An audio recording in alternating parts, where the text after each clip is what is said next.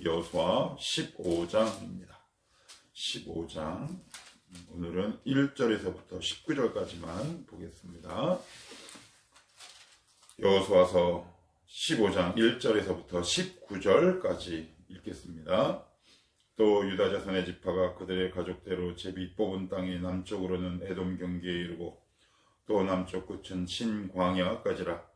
또 그들의 남쪽 경계는 염해의 끝 곧 남양한 해만에서부터 아귀리밤 비탈 남쪽으로 지나 산에 이르고 가데스바네아 남쪽으로 올라가서 헤스론을 지나며 아달로 올라가서 돌이켜 길가에 이르고 거기서 아스몬에 이르러 애굽 시내로 나아가 바다에 이르러 경계 끝이 되나니 이것이 너희 남쪽 경계가 되리라.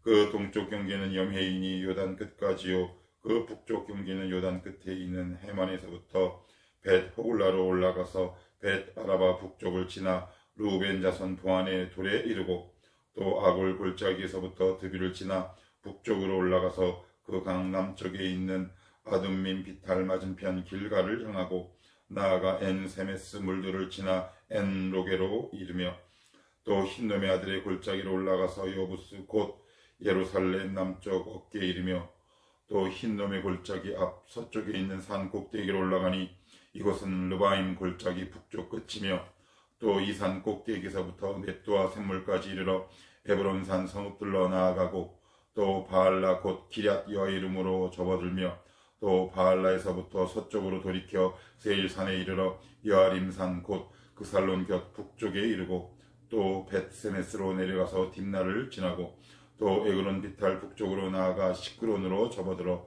바알라 산을 지나고 얌느엘에 이르나니 그 끝은 바다며 서쪽 경계는 대해와 그 해안이니 유다 자손이 그들의 가족대로 받은 사방 경계가 이러하니라. 여호와께서 여호수아에게 명령하신 대로 여호수아가 기럇 아르바 곧 헤브론을 유다 자손 중에서 분깃으로 여분네 아들 갈렙에게 주었으니 아르바는 아낙의 아버지였더라. 갈렙이 거기서 아낙의 소생 그 세 아들 곧 세세아 아이만과 달메를 쫓아내었고 거기서 올라가서 드빌 주민을 쳤는데 드빌의 본 이름은 기럇세벨이라. 갈렙이 말하기를 기럇세벨을 쳐서 그것을 점령하는 자에게는 내가 내 딸 악사를 아내로 주리라 하였더니 갈렙의 아우 그나스의 아들 온니엘이 그것을 점령하므로 갈렙이 자기 딸 악사를 그에게 아내로 주었더라. 악사가 출가할 때 그에게 청하여 자기 아버지에게 밭을 구하자 하고 나귀에서 내림에 갈렙이 그에게 묻되 내가 무엇을 원하느냐 하니 이르되 내게 복을 주소서. 아버지께서 나를 네겝 땅으로 보내시오니 샘물도 내게 주소서 하며 갈렙이 윗샘과 아랫샘을 그에게 주었더라. 아멘. 여호수아 15장은 이스라엘 공동체가 제비를 뽑는 장면이 나옵니다. 제비를 뽑는데 누가 가장 먼저 제비를 뽑느냐? 유다 지파가 제비를 뽑아요. 우리가 잘 알다시피 이스라엘 공동체는 차서, 즉 위아래의 구분과 질서가 엄격한 민족입니다. 그래서 성경에 기록할 때나 문서에 기록할 때 이름의 순서가 굉장히 중요하죠. 이름의 순서상 맨 앞에 나오는 사람은 그만큼 중요하다거나 어떤 상징성을 이야기하고 있기 때문에 맨 앞에 누군가의 이름이나 순서가 나온다는 것은 그 의미하는 바가 있다, 이렇게 이해하시면 되는데 여기서 조금 의아하죠. 맨 처음 제비를 뽑는 것이 유다 지파인데 원래 유다 지파는 넷째예요. 넷째. 르우벤, 레위, 시므온, 유다 이렇게 됩니다. 그런데 창세기 보시면 유다 지파를 야곱이 장자의 축복에 이르게 되죠. 왜 그러느냐? 가장 직접적인 원인은 요셉을 구하죠. 대신 내가 애굽으로 가겠습니다. 근데 그보다 더 결정적인 건 원래 르우벤이 서모 비라와 간음을 합니다. 폐륜적인 범죄를 저질러요. 그래서 장자권을 받았음에도 불구하고 그 장자권을 잃게 됩니다. 태어날 때부터 좋은 믿음의 배경을 타고 자라났지만 타고 자라난 이 배경이 얼마나 소중한 것인가를 르우벤은 망각했어요. 자기의 정욕과 하나님 주신 은혜와 축복을 본인이 맞바꾼 겁니다. 그래서 유다 지파가 이스라엘 공동체의 영적 장자가 되는 거죠. 그래서 유다 지파가 제비를 뽑게 됩니다. 이제 내일이랑 다음 주 계속 보겠지만 이스라엘 공동체가 가나안에 들어가서 땅을 얻는 건 그냥 하나님이 다 해놓고 가져라 이렇게 한 게 아니라 먼저 제비를 이렇게 뽑습니다. 제비를 뽑고 구역을 나눠요. 이렇게. 그리고 나서는 들어가서 거기에 있는 주민들을 쫓아내야 하는 겁니다. 그냥 편안하게 그냥 다 준비되어 있고 그게 아니었다. 하나님께서 정해주신 구역이 있으면 거기에 들어가 그쪽 거민들을 쫓아내고 그리고 자기가 정복해야 하는 것이다. 그럼에도 불구하고 유다 지파가 먼저 제비를 뽑았다는 것은 그 상징성이 있는데 이제 1절로부터 19절에 보시면 이 앞부분에 보시면 이제 경계라는 말이 나와요. 2절 경계 또는 1절에도 경계 유다 지파의 경계가 이제 이렇게 나오는데 하나님께서 유다 지파에게 맨 처음 이렇게 제비를 뽑게 하시고 그리고 12지파 가운데 땅의 넓이가 가장 넓습니다. 경계가 가장 넓어요. 인구도 많고 이게 참 대단한 축복이 아닐 수 없어요. 하나님의 은혜, 우리가 보통 하나님의 축복을 이야기할 때 하나님의 은혜와 축복은 상징성도 있지만 굉장히 실제적이라는 데 있습니다. 되게 구체적이에요. 너 힘들지? 그래. 이걸로 끝나는 게 아닙니다. 우리의 신앙을 먼저 세우시고 우리의 신앙이 하나님께서 복을 주셔도 저 녀석이 도망가지 않겠구나. 믿음의 그릇이 준비되면 하나님이 거기에 합당한 복을 구체적이고 현실적인 복을 우리에게 부어주십니다. 그래서 하나님의 복은 실제적이다. 이제 우리가 이 부분을 잘 알고 있어야 돼요. 영혼, 육체, 전인격적인 은혜와 축복이다. 하나님은 우리의 마음만 위로하시는 분이 아니라 우리의 필요를 따라 채우시고 그리고 우리가 이 땅에서 살아갈 수 있을 여러 가지 것들을 구체적이고도 실제적으로 공급하고 예비하시고 부어주시는 하나님이시다. 그런데 우리가 두 번째 보시면 아무리 하나님의 은혜와 축복을 받은 유다 지파라 해도 그 경계가 있어요. 경계라는 단어가 이렇게 나옵니다. 하나님이 아무 은혜를 주셔도 넘지 말아야 할 선들이 있다라는 거죠. 조금 더 쉽게 말씀을 드리면 창세기 맨 앞으로 돌아가면 하나님이 아담과 하와에게 다 주시죠. 그런데 한 가지 안 주신 게 있는데 그것은 뭐다? 선악과예요. 아무리 은혜와 축복을 주셔도 다 주시진 않아요. 왜? 그것으로 인해 하나님의 하나님 되심을 인정하고 선포하기 위해서 그렇고요. 조금 더 쉽게 말씀을 드리면 다 주는 경우는 없어요. 다 가지면 그 본인 자신이 교만하고 하나님처럼 높아지기 때문에 우리는 너무 우리를 잘 알고 우리보다 하나님이 나와 우리를 더 잘 알고 계시기 때문에 그래요. 아무리 은혜와 축복을 많이 받은 유다 지파라 하더라도 안 주시는 땅이 있다는 거예요. 너 다 가져라 이렇게 하시지 않아요. 한두 가지가 부족한 게 있는 거죠.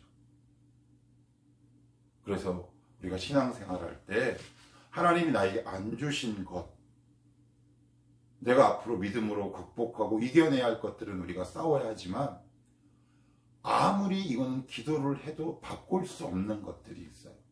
여러분들이 부모를 바꿀 수 있습니까? 내가 태어난 이 가정 환경 이미 흘러간 과거인데 그것을 바꿀 수 있습니까? 도저히 바꿀 수 없죠. 그런 것들, 하나님이 나에게 주시지 않은 것들, 그런 것들에 내 시선이 이렇게 쏠리게 되면 이제 우리의 시선이, 우리의 믿음이, 우리의 상태가 이제 점점 수렁으로 빠질 수밖에 없어요. 하나님이 나에게 주시지 않은 것, 그것에 대해 우리가 지나치게 매몰되거나 거기에 빠져서 우리의 신앙을 그것이 이끌리는 대로 끌려가지 말자. 아무리 유다지파라 해도 주시지 않은 땅이 있어요. 그거는 그냥 우리가 인정하셔야 돼요. 주시지 않은 것은 인정. 하나님 감사합니다. 이미 나에게 주신 것을 보게 하옵소서. 이미 나에게 주신 땅, 이미 나에게 주신 직장, 이미 나에게 주신 부모, 이미 나에게 주신 기업, 이미 나에게 주신 학교, 모든 것들이 다 포함될 수 있겠죠. 주시지 않은 것, 그것에 우리가 시선을 계속 마음을 두게 되면 우리는 자꾸 원망하고 낙심하게 된다. 주시지 않은 것에 함몰되지 마라. 이미 주신 것에 감사하며 그것을 누리며 살아가자. 하나님이 아무리 누구를 축복하고 은혜를 부어주셔도 주시지 않은 것은 반드시 있다.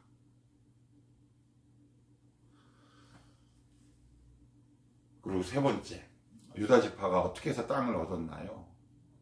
하나님의 약속에 근거한 거예요. 유다지파가 얻고 싶다고 해서 얻은 게 아니에요. 이미 야곱의 축복을 통해 유다지파를 이스라엘의 장자로 삼고 하나님께서 부어주셨기 때문에 그래요. 어제 살펴본 갈렙도 하나님의 약속의 말씀을 꽉 붙들었어요. 내가 얻고 싶다고 해서 얻을 수 있지 않아요. 그리고 반대로 내가 얻기 싫다고 해서 외면할 수 있는 것도 아니에요. 하나님의 약속의 말씀. 그래서 우리가 약속의 말씀을 꽉 붙들고 그때까지 믿음의 경주를 꾸준히 해나가는 것. 그것이 유다지파가 땅을 얻을 수 있는 가장 중요한 이유요 비결이었다. 야곱의 축복 속에서 이미 유다지파가 장자권을 얻게 될 것이다 라는 하나님의 은혜와 예언이 있었거든요. 그러니 우리가 붙들어야 할 것, 하나님의 약속의 말씀이죠. 그것만이 우리를 지켜요. 그것만이 우리를 약속의 땅으로 인도합니다. 그것만이 나를 지켜요. 그 은혜의 말씀만이 우리의 가문을 지킬 수 있습니다. 말씀을 꽉 붙들고 그 말씀을 따라 그 말씀이 인도하는 대로 가다 보면 하나님 우리에게 주실 기업으로 인도하신다. 그리고 13절에서 17절까지 말씀을 이렇게 보시면 이미 갈렙은 헤브론을 얻었어요. 그런데 13장에서 17절까지 보시면 13절 여호와께서 여호수아에게 명령하신 대로 여호수아가 기럇 아르바 곧 헤브론을 유다 자손 중에서 분깃으로 여분네의 아들 갈렙에게 주었으니 아르바는 아낙의 아버지였더라.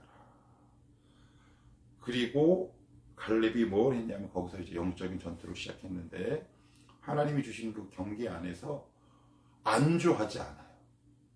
계속 정복해 나갑니다. 우리가 언제 이렇게 마음을 이렇게 놓게 되냐면 이 정도면 됐다라고 생각할 때 그래요. 근데 믿음의 경주는 안주하는 순간 우리는 지게 됩니다. 그리스도인이 예수 믿는 사람들이 정말 조심해야 할 것, 안주하는 신앙이거든요. 그런데 갈렙은 14절 보시면 갈렙이 거기서 아나기의 소생 그 세 아들 곧 세세와 아이만과 달메를 쫓아내었고 거기서 올라가서 드빌 주민을 쳤고 계속 하나님 주신 기업 안에서 싸우기를 중단하지 않습니다. 중단하지 않아요. 하나님이 내게 주신 그 기업의 분복, 나눠주신 그 은혜의 분량을 따라 끊임없이 자신의 영토를 확장해 나가기 시작해요. 저도 마찬가지고요. 우리 모두에게도 해당되는 말씀인데, 저 녀석은 하나님께서 주실 복이 예를 들어서 100인데 10%만 지금 그 인생을 살고 있구나. 거기에 저도 포함돼요. 그런 거를 말씀을 보면서 참 많이 느끼고 요즘에도 저도 느껴요.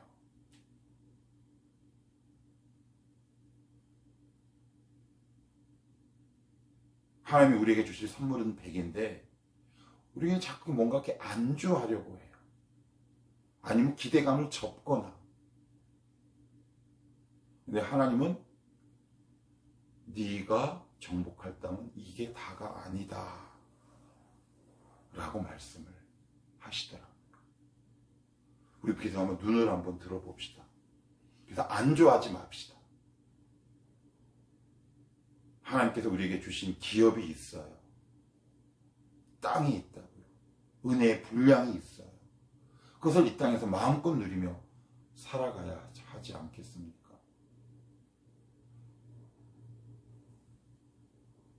헤브론을 주시는 하나님이 또 다른 땅을 주시지 않겠어요? 우리의 시야를 넓게 가져보십시다. 기도하다 보면 이런 것들을 우리가 경험하게 되는데 뭘 경험하게 되냐? A라는 사람을 위해서 기도를 해요. 근데 기도를 하다 보면 B라는 사람이 걸려요. 그런데 그 옆에 있는 C라는 사람이 또 마음에 걸립니다. 그러면 기도의 경계가 자꾸 확장되기 시작해요. 제가 지금 무슨 말을 하고 있냐면 하나님이 주시는 복의 넓이와 크기는 기도의 분량과 관계가 있어요. 굉장히 중요한 말이에요.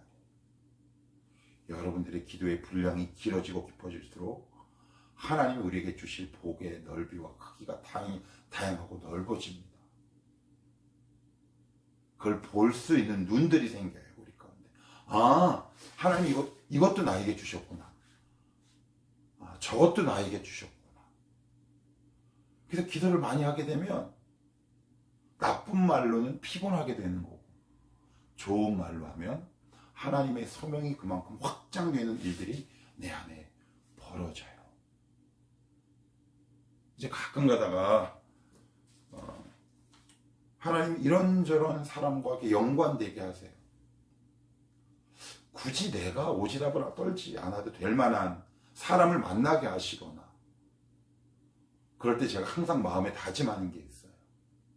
우리 교회를 만들어야지 그 의미가 아니라 하나님이 이 사람을 통해 내 믿음의 경계를 얼마나 넓히시고 확장시키실까 그런 생각을 하게 됩니다. 중요한 건 기도의 폭이 넓어지셔야 돼요. 기도의 분량이 길어지셔야 돼요. 그래야 하나님이 그 기도의 그릇 위에 우리에게 주시기로 예비하신 은혜와 복을 부어주십니다. 그래서 우리의 그릇을 점점 더 넓혀가 봅시다. 그 출발과 끝은 기도의 분량에 달려있다. 하나님, 내 기도의 그릇이 준비되게 하옵소서. 이곳에 하나님이 예배하신 은혜와 축복을 부어 주옵소서. 안주하지 않는 신앙은 어떤 신앙? 기도의 분량이 점점 늘어나는 신앙. 안주하게 되면 어떻게 돼요? 기도가 점점 후퇴합니다. 5분 하던 기도가 4분으로 줄어들고 이것을 다시 한번 그 벽을 깨시고 우리 기도의 시간을 한번 깊고 넓게 확장시켜 보십시다. 그곳에 하나님의 기름 부으심이 있고 하나님이 예배하신 기업과 은혜와 축복이 바로 그곳에 있다. 오늘 하나님이 우리에게 주시는 말씀이기도 합니다. 기도합시다.